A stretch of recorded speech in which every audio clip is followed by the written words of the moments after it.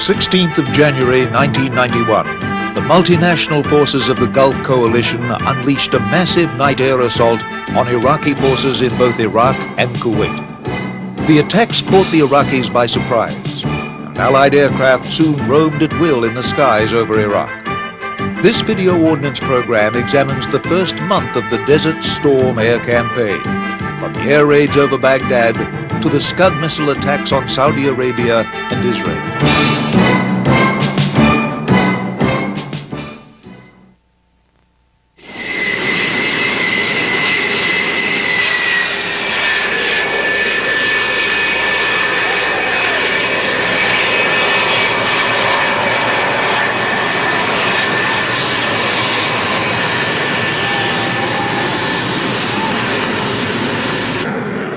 Operation Desert Storm began with air attacks on a scale not seen since the Second World War. Preceding the aircraft were Tomahawk cruise missiles, launched from U.S. Navy warships. Over 100 were launched in the first wave, against heavily defended targets such as Air Defense Headquarters, key radar facilities, and major communication centers.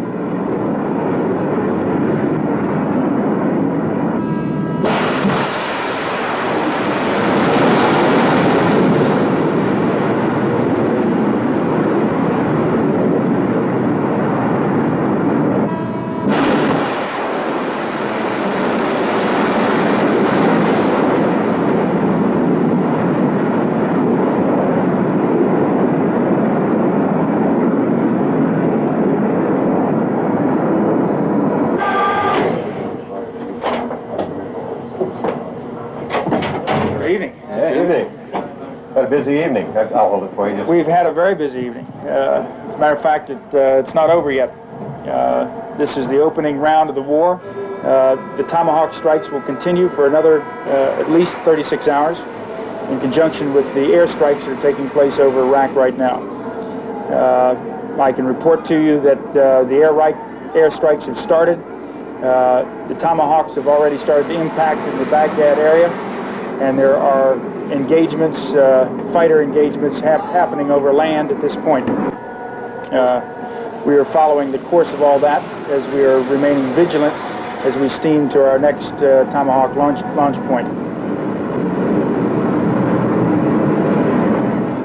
Operation Desert Storm was the first time the Tomahawk cruise missile was used in combat. Cruise missile is a 1,000-pound warhead on an unmanned aircraft, shot from just about all the various surface ships and submarines that the Navy's got, and it's done exceptionally well in the first week. I think that there was approximately 500 cruise missiles in the theater on 56 ships, and so far I think we've shot about a third of those in the first week. About 150 have managed to go off. The Tomahawk is a terrific weapon for this kind of warfare, particularly this kind of warfare. It's a significant development to the Navy. It may not sound it original, but it is a significant development to the Navy. In previous years, the Navy had, in a tactical sense, one, perhaps two ways of striking at an enemy. One is the carrier-based attack systems, A6, A7 in those days, FA-18 now. And we had big guns, 16-inch guns off the battleship, which proved effective in Vietnam, but against a more capable or more distant enemy were useless. Therefore, the Navy had but a single attack method of taking the fight to the enemy. The surface forces and the submarines never played in the conventional sense. All they were there was to defend the carrier, and that was not to the liking of many of the naval officers. The Tomahawk system, particularly Tomahawk with its long range, gives the Navy ships and submarines a chance to participate and take the fight to the enemy. It was important in this war that Tomahawk worked, and the initial indications are that it's worked exceptionally well.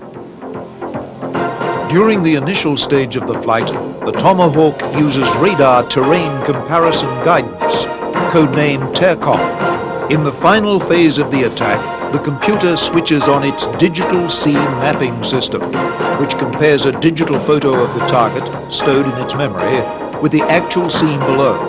This provides pinpoint precision.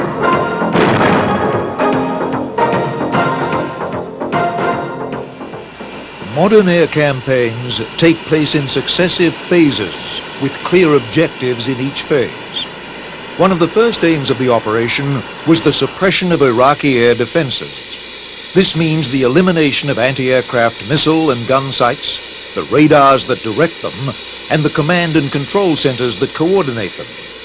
An air defense network is like a web, running from a central headquarters to local stations, then to the radar posts which detect the aircraft and guide the missiles, and finally to the missiles and guns themselves. The air defense suppression campaign begins with the destruction of the command centers, which coordinate the network. The operation then continues down the line, eliminating radar sites and eventually the missiles themselves. The first wave of the night attack was spearheaded by the F-117 Black Jet, since it is virtually invisible to Iraqi radars.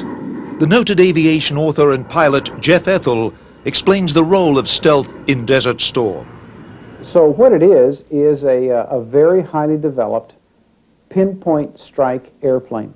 It is never going to be a mass bomber. In other words, you can't hang enough on it to make it drop 20 bombs. But it will drop 1 or 2 in a very tiny spot. And therefore, it will probably only be used to hit a pinpoint target, something that's very badly needed, maybe like a control bunker. There was one very classic shot where an F-117 during the war last week dropped a bomb through an air shaft hole, and the debris came out the front door. That is exactly what the 117 does well. This is another air defense sector over in the western part of Iraq. It's already been struck by a 117. This is a team effort. The second aircraft comes through, and this part of the building here provides some structural weakness that will be exploited in this attack, and the bomb will hit in this area here.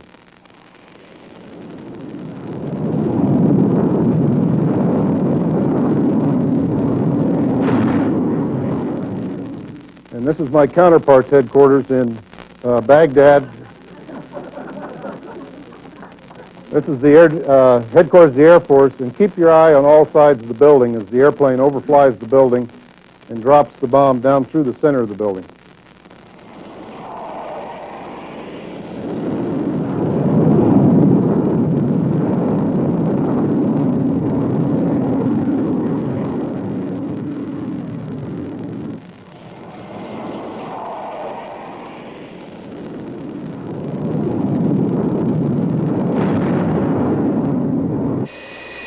On the heels of the F-117s were the Air Force's F-4G Wild Weasels, which attacked critical Iraqi radar sites with HARM anti-radar missiles. The Wild Weasels have one of the most dangerous assignments of the strike force. Its job is basically to soak up the air defense. It goes in first and goes out last. And the Wild Weasel missions on this war are 4 hours plus. Now, that's a long time for a fighter. Normally it's an hour, hour and a half that most guys are flying. So he goes in, he sees when the radar comes up, he goes down there with an anti-radiation missile that homes on radar, and he gets those guys to fire at him, or at least to keep the radar on, so he can in turn destroy the radar-guided AAA, the radar-guided SAMs, radar sites, and the air defense radar sites. Whatever it is, it's going to be a threat to the strike force coming behind him. The Wild Weasels were remarkably successful in their mission, suffering no losses in the first wave of the attack. We were shooting the SAMs who were trying to shoot at the guys who were doing what they were doing downtown. The SAM missile sites in town? Around the perimeter of the town. Around the perimeter of Baghdad? That's correct. And tell me again about the resistance that you ran into? Lots of ground fire, lots of AAA, that's anti-aircraft artillery. And like I say, I think there was one SAM fired that I saw, but it was so far away and up through the smoke and haze, it was hard to make it out. So nothing came close to you? No, but that's the beauty of the system. We can stay far enough away that that's not going to be a problem for us, from the SAMs anyway. The bullets are the ones that scare me. Now you're going back after breakfast. We got to go eat breakfast, look at the next mission, and get ready for the next go. The Wild Weasel's mission was not over after the first attack. They have continued to fly missions throughout the campaign to protect the other aircraft. Here, the F-4G Wild Weasels of the 35th Tactical Fighter Wing prepare for another mission over Iraq. The sophisticated HARM anti-radar missiles are carefully loaded under the wing of each aircraft taking part in the mission.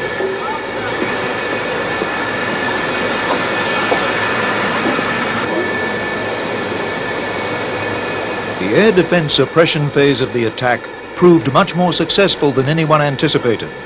Losses among the later waves of attack aircraft were remarkably low due to the effectiveness of the Wild Weasels and their Navy and Marine counterparts.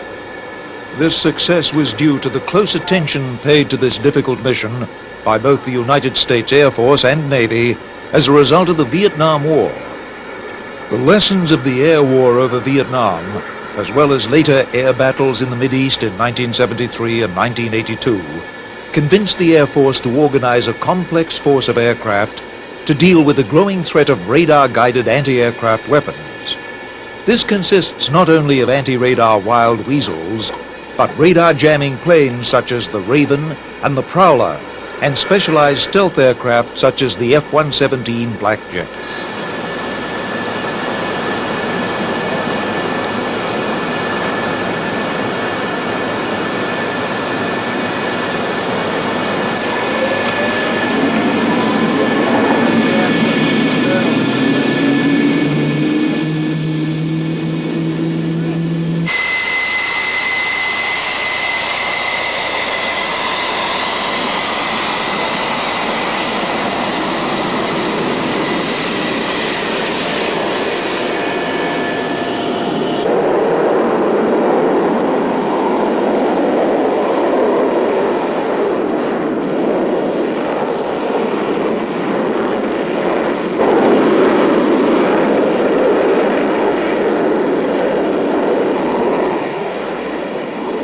In spite of their success in weakening the Iraqi defenses, there was no sense of complacency. The Wild Weasels continued their missions throughout the air defense campaign.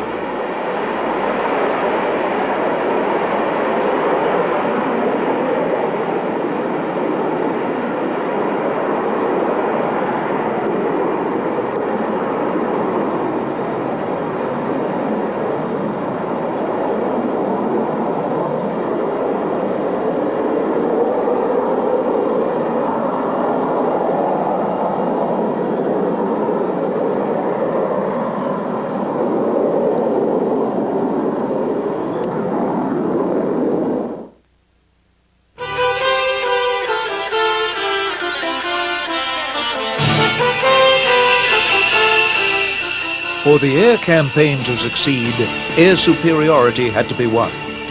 The first phase of the air superiority battle was fought by fighter aircraft like this F-15 Eagle of the 1st Tactical Fighter Wing.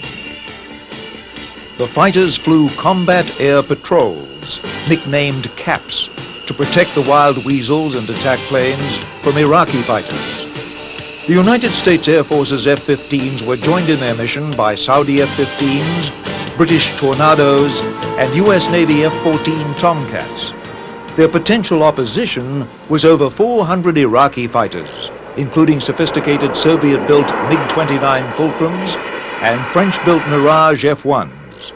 No one could predict whether the Iraqi fighters would prove much of a threat to the multinational air forces.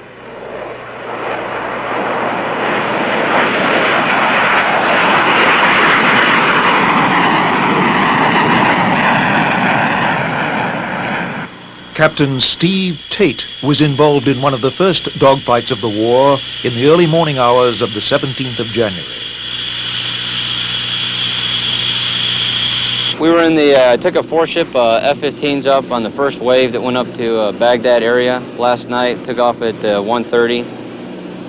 We were basically supporting a SEAD package of a bunch of Wild Weasels and a bunch of F-15Es and just an assortment of other airplanes, EF-111s and F-111s that were going up to the southeast portion of Baghdad.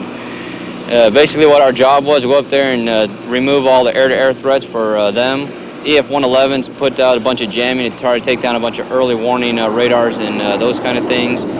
The wild weasels, the F-4Gs, they go in there and they take out all the ground threats, the SAM threats rather, that we were worried about, and then the F-111s and the F-15Es and all the other strikers put the bombs on target. So it's a coordinated effort.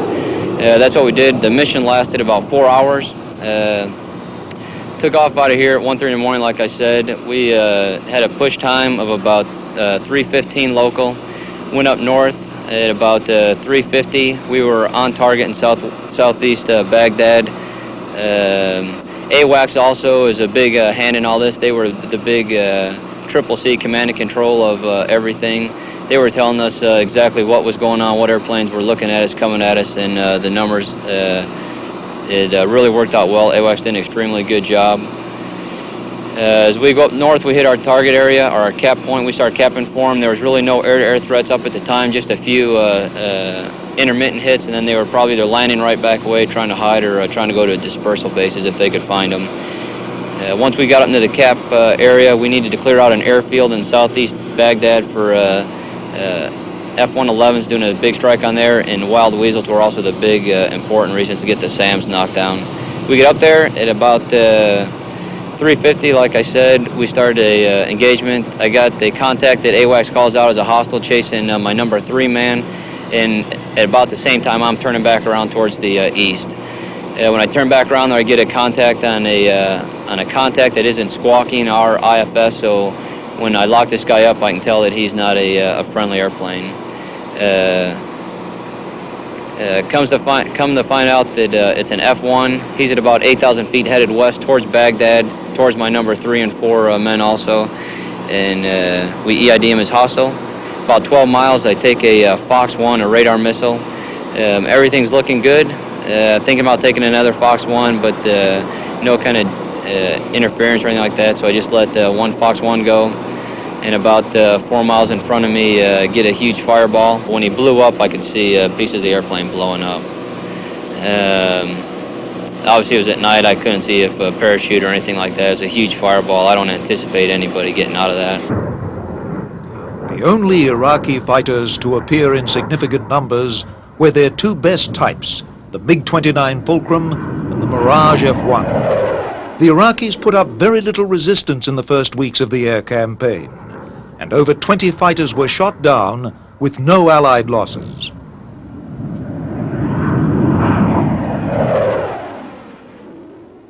Well, so far it's been a big surprise that the Iraqi Air Force has not done anything, basically. They've come up to be shot down. Apparently, most of the aircraft are underground, and at the first week of the war, we're hearing things from the military briefers that 80% of the aircraft are still intact in hardened shelters. Therefore, it's been a non-player, and the dogfights have been fairly straightforward. Go to the 6 o'clock and shoot them down. The only double kill of the war has been a Saudi pilot who caught 2 F-1s with Exocet. He apparently had no trouble in downing them both. This is what the Saudi F-15 pilot saw through his gun sight during the dogfight. Target, bandit.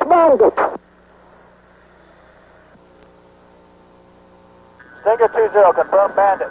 That's a farm, bandit.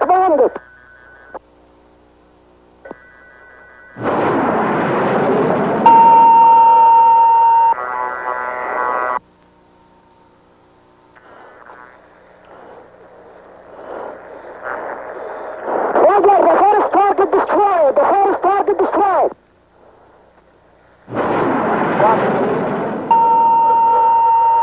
3-4, no right. Okay, let's proceed back there. Stinger 20, say ID of bandit. Roger, bandit, both target destroyed. Copy, both flash. That's affirmative. The MiG-29 is an exceptionally capable airplane. It is right now, in my opinion, the finest dogfighter that the Soviets have produced in the modern generation. But it's the training that drives this war so far. And you can put an ill-trained pilot in a very capable airplane and put him up against a well-trained pilot in an old airplane, and the well-trained pilot always wins. It is almost always the case that training makes the difference. So it tells me that they're not using the capability of the airplane. We've shot down 10 plus, apparently, MiG-29s, and they have not been big maneuvering fights. They've just been classic sort of get on his rear end and he isn't doing a whole lot and you shoot him down.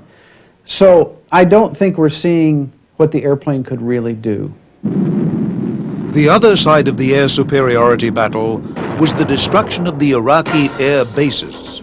Many of the Iraqi aircraft were protected inside hardened concrete bunkers. Rather than laboriously destroy each bunker, the taxiways leading from the bunkers to the main runways were cut using anti-runway weapons. This dangerous mission was the specialty of the British Tornado squadrons, using JP-233 munitions dispensers. These dropped dozens of sub-munitions on the runway, putting them out of operation. The two British Tornado squadrons suffered a higher loss rate than other elements of the multinational force. 5 Tornadoes were lost in combat during the first 2 weeks of the war, in no small measure due to their hazardous assignment. The Tornadoes fly these missions using a terrain-following radar. The pilots and their navigators cannot see the ground below and must rely entirely on their instruments.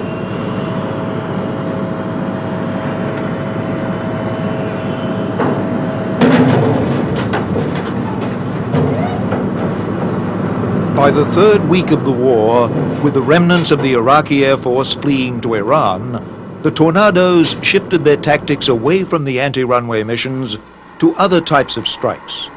Here, one of the squadrons is loaded with conventional bombs for attacks on Iraqi ammunition and missile supplies. Stop. It's okay, come back. Okay, be twisted a bit. Let's go back. Yeah, no, let's take the weight off it. That's it. Okay? We're in? Yeah.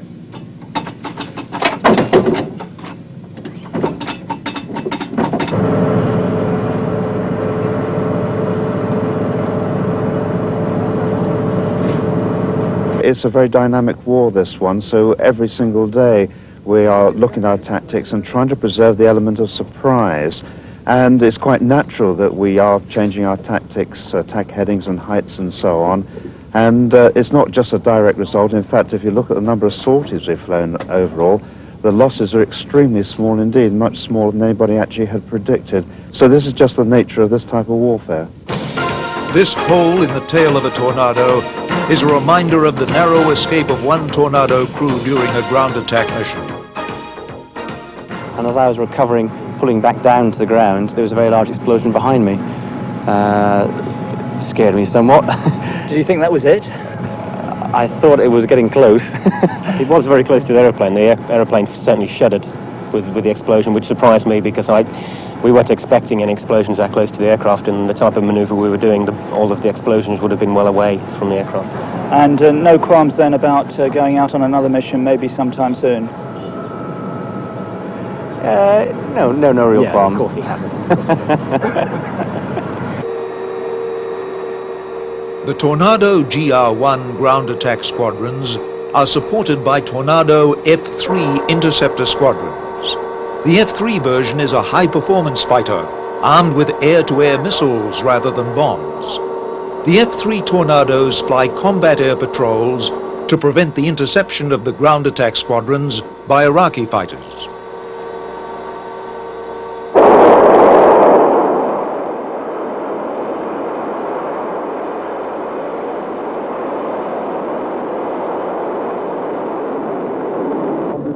French attack squadrons in the Gulf use the Jaguar strike fighter.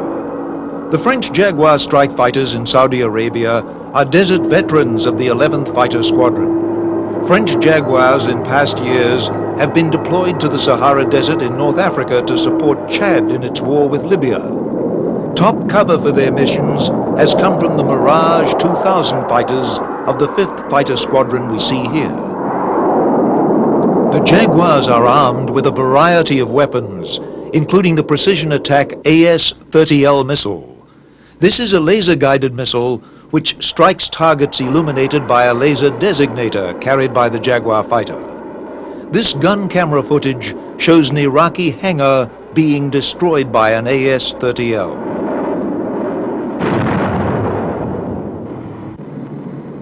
The French Jaguars can also attack targets using conventional bombs and rockets.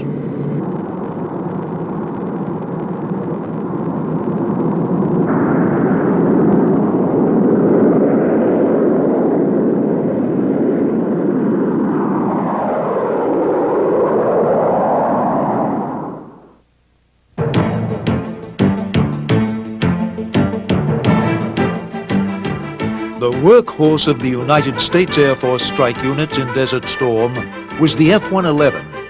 The F-111 pilots of the 48th Tactical Fighter Wing are no strangers to combat, having led the attacks on Libya in 1986.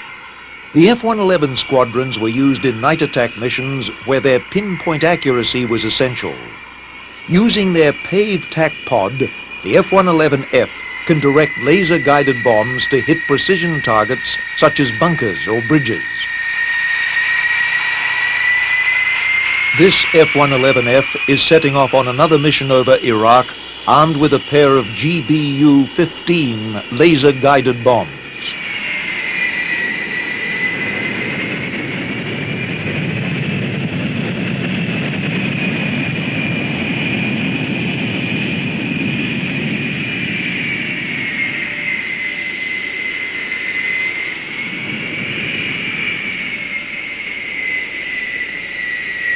This aircraft, 390, Miss Liberty II, is my aircraft. It has my name on the door. It was the first aircraft into Libya. It was the first aircraft to land at this location, and it led the F-111 fleet into Iraq last night, or this morning. I was assigned to go against a large hangar on an airfield, and we in fact found the target, launched a precision-guided munitions from a rather long standoff range, and it went right through the side door of the hangar and destroyed the hangar. The F-111's specialty during Desert Storm was night attack. Although the Wild Weasels and other anti-radar planes blinded much of the Iraqi air defense network, the Iraqis still had many conventional anti-aircraft guns aimed with optical sights. These guns were almost completely ineffective at night. The F-111 attacked at either low or medium altitudes, using its sophisticated terrain-following radar for navigation in the dark night skies. This F-111F has just returned from a mission over Iraq.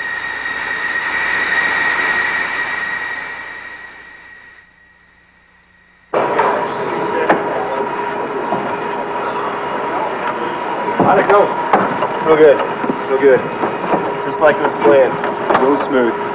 Tell us about it. What happened?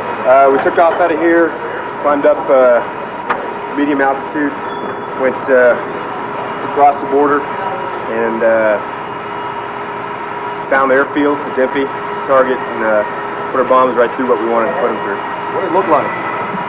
You'll have to ask the Wizzo what it looked like. It was awful dark out there for me. That was all it was. He looks at it in his stuff over there, and you can see it.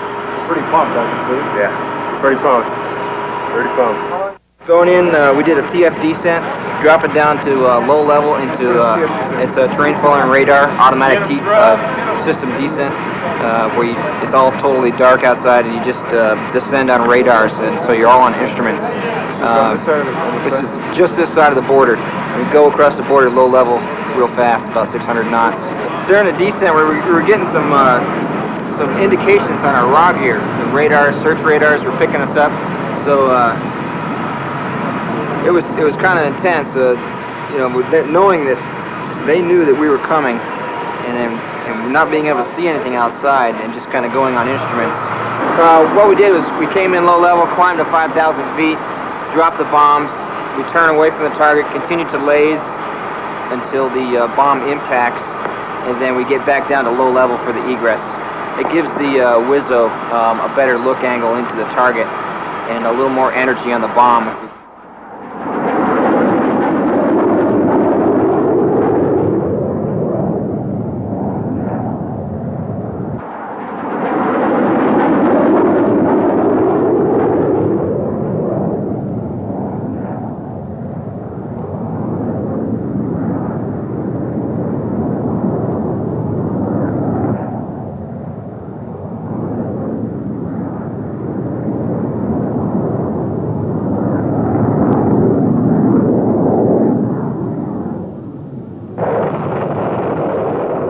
The pave tack pod underneath the F-111F is the key element in pinpoint laser strikes. The pod contains a laser designator. The Weapon Systems Officer, or WISO, aims the laser at the target and the bomb homes in on reflecting laser light. The bombs have a small sensor in their nose which can sense the laser light bouncing off the target. The sensor in the nose of the bomb automatically steers the bomb into the target. This is a videotape from an F-111F attacking an airfield in Iraq.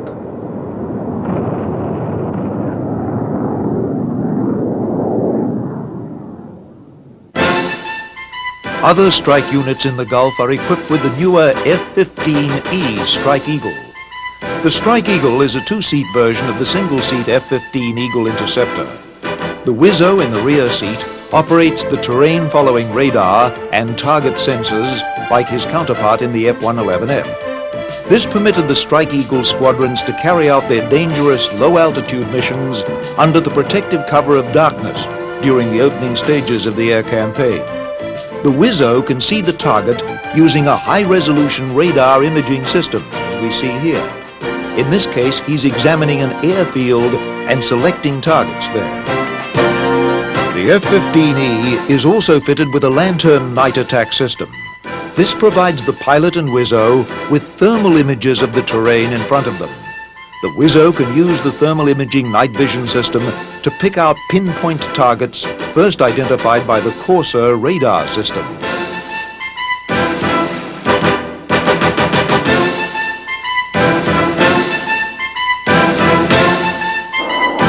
F-111s and F-15Es took part in the anti-runway campaign using the French-designed Matra Durandal bomb.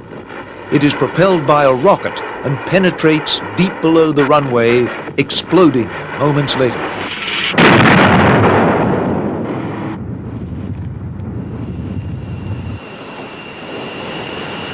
Besides the specialized attack aircraft, fighter bombers were extensively used in Operation Desert Storm in daylight interdiction raids to pound Iraqi army formations.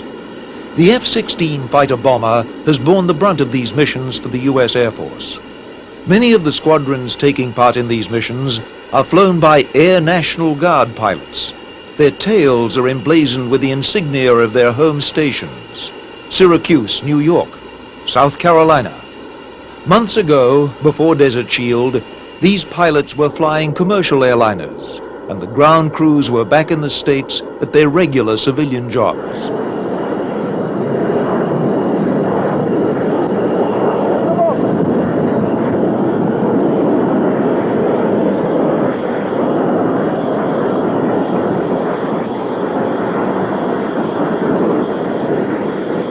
Looks good. Target area is supposed to be good, and we got good results this morning, and we expect the same this afternoon.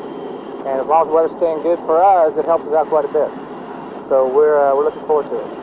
We'll get the job back, and we'll be home soon. The A-10, popularly called the Warthog by its pilots, has a special mission in the Desert Storm air war. Its specialty is tank attack. It is designed for close air support, attacking tank columns and artillery emplacements with gunfire, bombs, and guided missiles. In its nose is a massive 30mm multi-barrel cannon, able to penetrate the side armor and tops of tanks.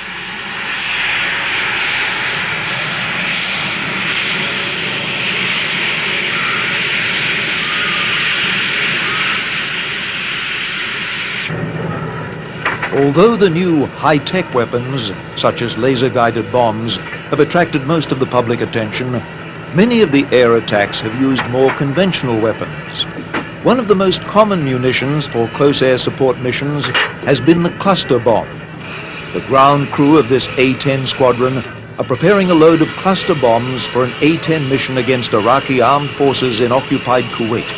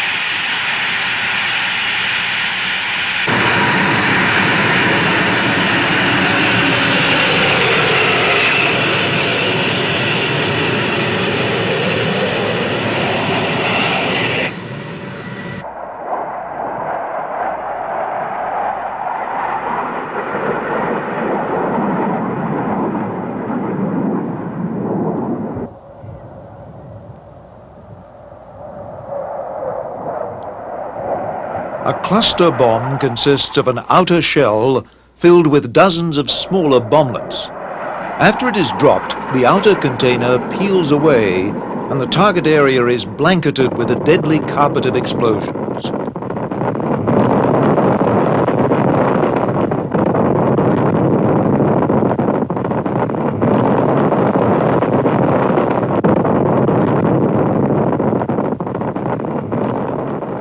The Kuwaiti Air Force has also participated in raids against Iraqi forces in occupied Kuwait. A single squadron of Kuwaiti Skyhawks has taken part.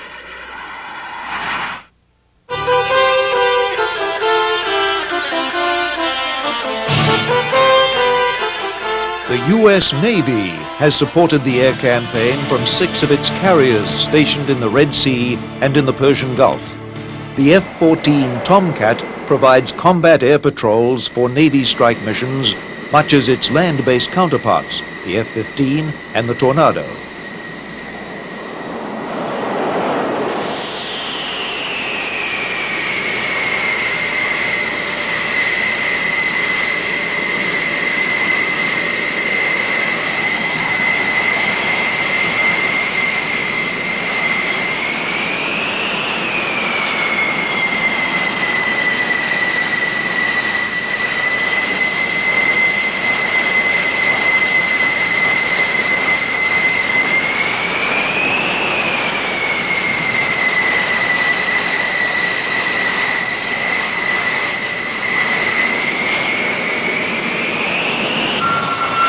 The A-7 is a veteran of the Vietnam Air War, and 2 squadrons were still in service during Operation Desert Storm.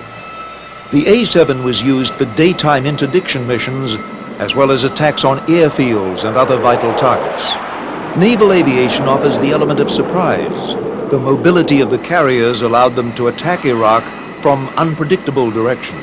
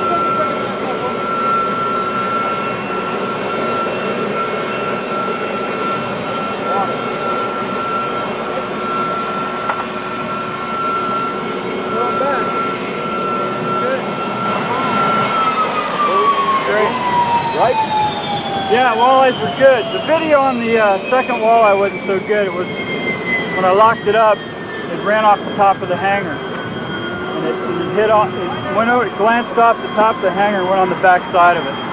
So I missed it about 100 feet. The other one hit the side. So it was pretty wild to drop them for 10 years and not ever seen one go off like that. The surface-to-air threat, as far as missiles, appeared to be quite minimal. The AAA fire was excessive. To say incredible would be an understatement.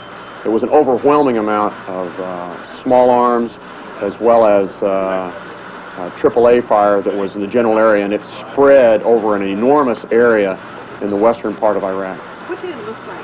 Can you describe it? It looks like, if you can imagine, the fireworks display at Disney World, and if you multiply Disney World about 100 times. It's just a continual sparkling effect of white flashes that range in height that are well below us, but nonetheless from the surface upwards of 3,000 and 4,000 feet it looks like, and it's continuous. From the period of time we were in there, I would estimate that it was well over 15 minutes of continual barrage fire. The workhorse of the Navy attack squadrons in Operation Desert Storm was the A-6 Intruder, flown from carriers such as the USS Ranger, seen here steaming in the Persian Gulf. The A6E Intruder has more advanced night attack systems than earlier versions used in the Vietnam War. We were on the strike that went into the airfield just south and west of Baghdad. What did you see? A terrific light show. As everybody else you just talked to said, there was a lot of AAA out there. It really awed me. Having to dive into it, our attack delivery meant that we had to dive into that stuff, and it was really hard to keep my eyes and my concentration on what I was doing in the airplane. It was really just spectacular. There's not enough wows and gollies and all that kind of good stuff to tell you just what the light show looked like. Our airplane has two guys in it, and the BN has what's called a FLIR, forward-looking infrared radar, and he said that there was smoke and fire and just sand and dust blowing everywhere from all the guys hitting it. We were actually the 8th A6 across the target, 4 from the guys off the Saratoga, and then 4 from our squadron here on the Kennedy. So there was quite a lot of airplanes and quite a lot of ordnance had just gone off, and we were the last guys coming through. So you can imagine it was a lot of dust and a lot of explosions going off as we were going in. This combat camera footage comes from an A6E Intruder on a night attack mission against a facility in Iraq. The A6E has a night vision sensor called the TRAM, which enables it to attack targets day or night.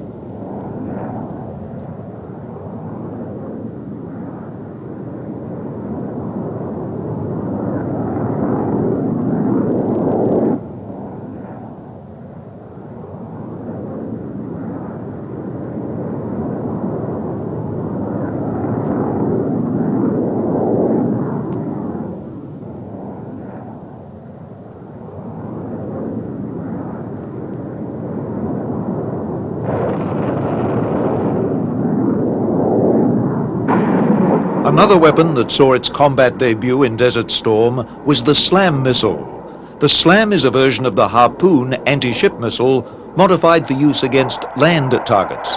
It has a sensor in the nose which allows the weapons officer to see what the missile is seeing and fly it right into the target.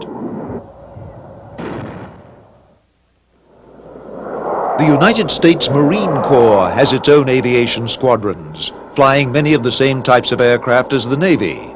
In the fighting, one of its most versatile aircraft was the FA-18 Hornet. The Hornet is a fighter bomber capable of dogfighting Iraqi fighters or attacking ground targets. During the initial phase of the Desert Storm air campaign, the Marine FA-18 squadrons were used in anti-radar missions, firing HARM missiles, much like their Wild Weasel counterparts in the Air Force. The Marine Hornets fly from land bases situated around the Gulf. These Marine squadrons are preparing for anti-radar strikes against Iraqi positions.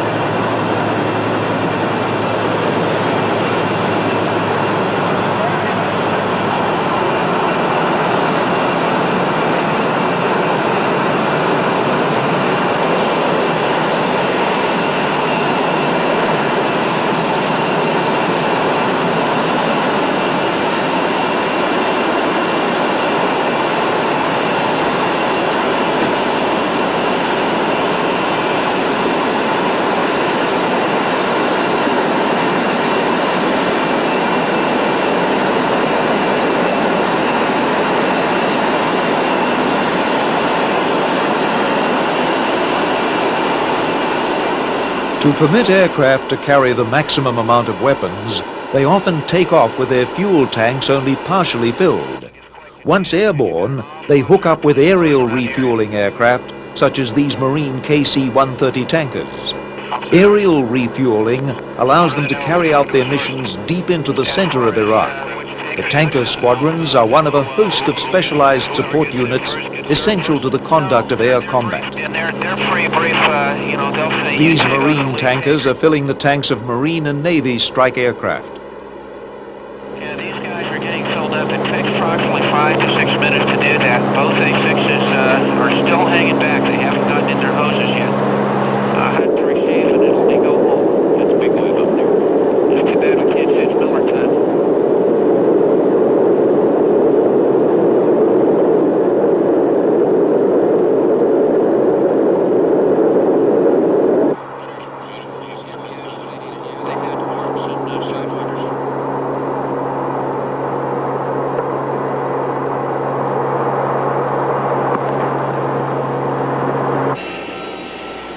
The AV-8B Harrier II jump jet formed the backbone of Marine ground attack squadrons during Operation Desert Storm. These jump jets operated from improvised runways near the front lines, providing close air support for nearby Marine ground units. During the first weeks of the air campaign, attack sorties were often frustrated by poor weather conditions. Targets are hard to find. I mean, if they're not there, sometimes it's just better to bring it back, reload it, and reconstitute for another mission, rather than just wasting it. Now, when you go out on a mission, how long is it before you come back? A normal mission for us lasts about an hour. An hour? From takeoff to landing. But of course, with the briefing and debriefing that goes on, sometimes it takes maybe 4 to 5 hours from start to finish.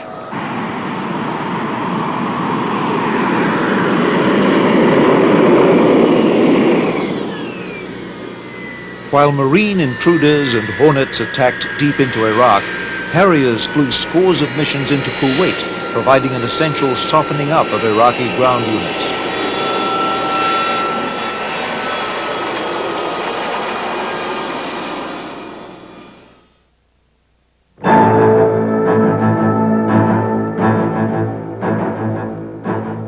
With its air force decimated and the multinational air forces dominating the skies, the Iraqis were forced to resort to their Scud missiles to attack Saudi Arabia.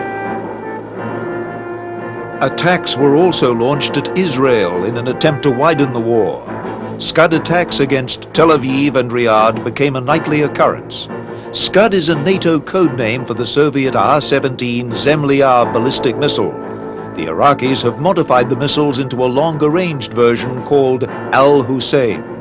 The original missile, the original Scud, or as the Russians would call it, R-17, is a relatively short-range system. Its range is around 300 kilometers, meaning about 200 miles. That's not far enough to fire from Iraq into some of the targets that it wanted to hit. Originally, what was happening, this was back in the time of the Iran-Iraq War, the Iraqis wanted to target Tehran, which is quite a ways from the Iraqi border. So what they did is they would take 3 Scuds and chop them up and take the fuel cells out of them and lengthen the missile to put more fuel in it, and at the same time cut down on the warhead weight. And this combination of features, cutting down on the warhead weight and expanding the amount of fuel in it, gave them greater range. It doubled the effective range from around 225 miles to somewhere in the neighborhood of 450 miles to enable them to hit Tehran. Well, it also enabled them, in this context, to be fired from within Iraq and hit targets such as Dhahran or Riyadh in Saudi Arabia, or for that matter to hit targets in Israel, Haifa or Tel Aviv. The large number of mobile Scud launchers proved to be a greater problem than was originally anticipated. At the outset of the war, there were 2 main groupings of Scuds. There was a group of mobile Scuds and a group of fixed-site Scuds. The mobile Scuds are missiles that are mounted on a large 8-wheel truck. The military acronym is usually TEL, which stands for Transporter, Erector, Launcher. It means that the vehicle carries the missile and also can erect the missile, put it vertical, and fire it. It's quite a big vehicle. The Russians who designed the vehicle call it Kashalot, which means sperm whale, so that gives you some idea of the relative size of the vehicle. That was one group. That was about 36 launchers, and they were divided into at least 2 launch brigades, perhaps more. One of the groups was located north of the Kuwaiti border in the eastern section of Iraq. There was another group of these that were located further out in the west, more towards the Israeli direction in the western desert of Iraq. Now the second grouping was a fixed site grouping. What it was is that the Iraqis started building the Scud missiles themselves, their own local derivative of the Scud. They couldn't build these elaborate mobile launchers, and so they simply took simple base plates to erect the missile, and then they set up concrete bunkers. In the first wave of attacks, these bunker sites were the first ones that were targeted. The reason for this was that the bunker sites were out in the western section of Iraq, near H2 and H3 airfield in western Iraq. And they were clearly targeted at the Israelis. So there was a fear right from the outset of the war that what the Iraqis were trying to do was drag in the Israelis into the war. And so those were the first targets. At first, the mobile Scud missile launchers were not a major target. They're hard to find. Even though they're a very large vehicle, even though they're called sperm whales, on a scale of things, they're hard to find. They're not much different from a big truck that you might find on a city street in Baghdad or Basra. But then once the Iraqis started firing these at targets in Israel and at Saudi Arabia, a great deal of attention was paid into hunting them out and trying to destroy them. But why weren't the Scuds used against military targets? The reason that they're not terribly accurate is that they were designed originally to deliver thermonuclear warheads. These weapons were developed in the 1950s by the Soviet Army to fire tactical nuclear warheads. So with their export to countries like Iraq or Libya, they have to be used in a different role because these countries don't have small thermonuclear weapons. Instead, they're used with high explosive weapons, and here they can't really be used effectively against military targets. Their inaccuracy is so great. They have an accuracy roughly on the order of a kilometer to about a mile on either side of the target. And if the missile is erected in great haste, as appears to have been the case with many of these missile launches, the accuracy is even worse. It could be 5 miles off, 6 miles off, 7 miles off. So it's really more a terror weapon. It can be used for the bombardment of very large military targets, such as airfields. We've seen a lot of attacks against Iran, for example. But when you come right down to it, it's mainly a terror weapon to be used against civilian targets that aren't protected. Anticipating an Iraqi missile attack, American forces had deployed the Patriot system near cities and bases in Saudi Arabia. The Patriot is a new medium to high altitude anti-aircraft missile developed by the U.S. Army. In the mid-1980s, it was modified to enable it to shoot down ballistic missiles, as shown in this 1986 test firing against an Army Lance missile.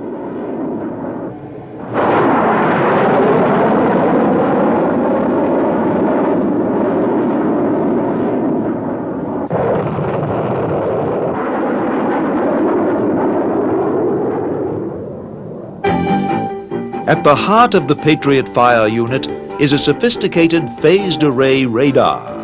The radar locates and tracks the incoming Scud missile and then guides the Patriot missile on an intercept course. Last night about 21:45 or 9:45 in the evening, we received words that there was possible Scud alert, incoming Scuds. With the mission we have, we're always on alert 24 hours a day, so it's just a matter of fine-tuning some things, and shortly thereafter we received the first volley of Scud missiles headed towards this area and successfully knocked them out of the sky. This footage shows the Patriot in action against Scud missiles. Never before has an air defense missile proved so consistently successful.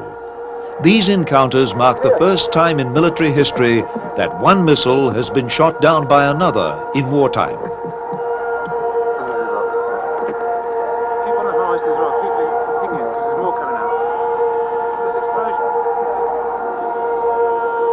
The streaks of light falling to earth are the debris of the Scud missiles, intercepted above the clouds by the Patriot missiles.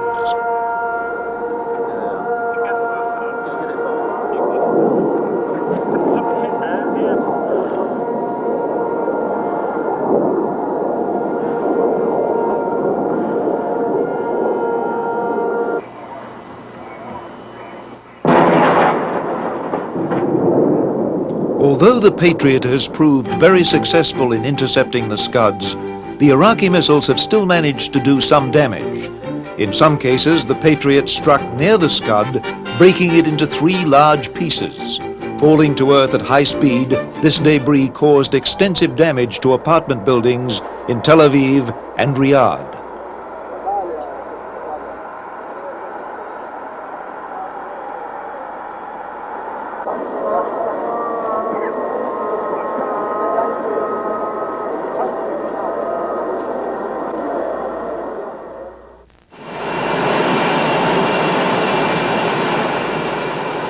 By the third week of the campaign, the squadrons of the multinational air forces had flown over 40,000 sorties.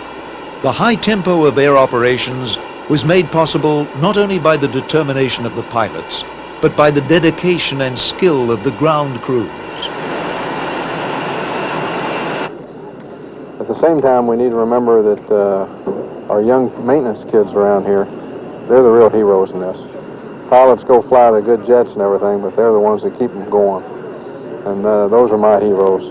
These 21, 22-year-old kids that are out here turning these aircraft right now. They're the real heroes around here. The relentless pace of the air missions continued into the second month of the fighting. By the third week of the campaign, air superiority over Iraq had been decisively won. Nearly 30 Iraqi fighters had been shot down in dogfights, and no Allied aircraft were lost in air-to-air battles. Encounters with Iraqi aircraft became a rare event, as over 100 fled to neighboring Iran. The focus of Desert Storm switched from the strategic targets in central Iraq to Iraqi troop concentrations in and near Kuwait. The war was far from over. Anti-aircraft fire over Baghdad proved just as fierce as in the first weeks of the war. It was now the turn of the elite Republican Guard to taste the wrath of Allied air power.